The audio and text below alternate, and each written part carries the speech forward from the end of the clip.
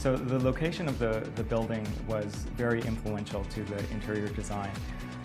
We definitely wanted to create a strong connection between inside and outside. We have an enormous courtyard that's going to be amazingly landscaped with all these different areas for different types of activities. There'll be hammocks so you can lie out there, or kind of more intimate nooks where you can read a book, and a large plaza where you can hold events.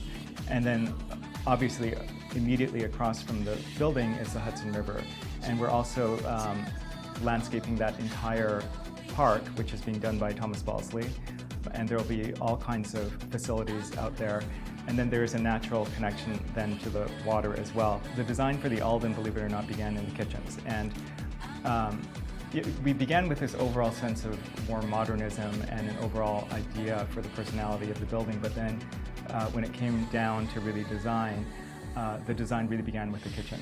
This idea of American arts and crafts, this very kind of open California type thing, fused with Italian modernism a la Carlo Scarpa, you can really see that in the kitchens. Again, the originating material was teak, and the teak was important because of its warmth, because of its nautical reference.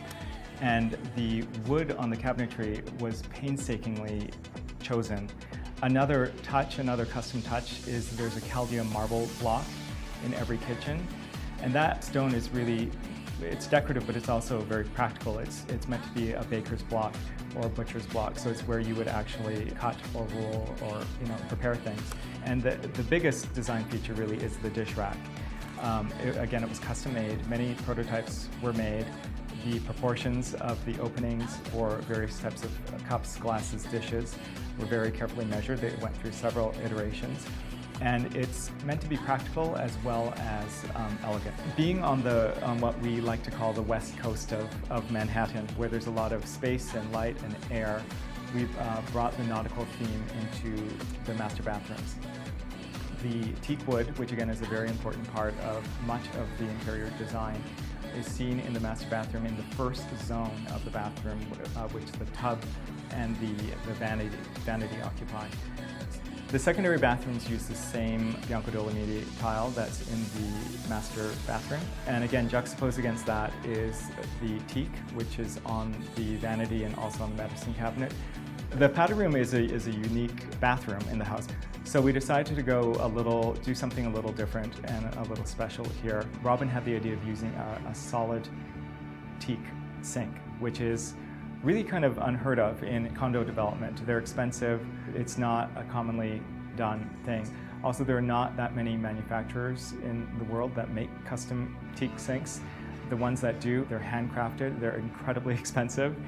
And so we were in really good hands. The teak sinks, as well as like everything else, were carefully scrutinized for the color of the wood, the grain of the wood, and even the patterning of how the pieces of the wood fit together. You'll see that the same design aesthetic, the same ideas that originated with the kitchens and the bathrooms really resonate through the lobby.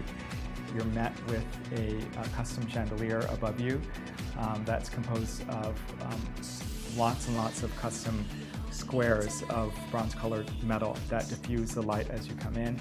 The doors are all trimmed in solid teak portals, and the walls are all plastered. So there is kind of a grand effect as you enter. And finally, one of the most distinctive and kind of the pièce de la résistance of this entire project is the athletic club and spa, which we're all very, very excited about. When you think of a gym in a condo building in New York City, even the best gym that you can imagine that exists right now, this gym, I think pretty safely, I can say will blow them out of the water.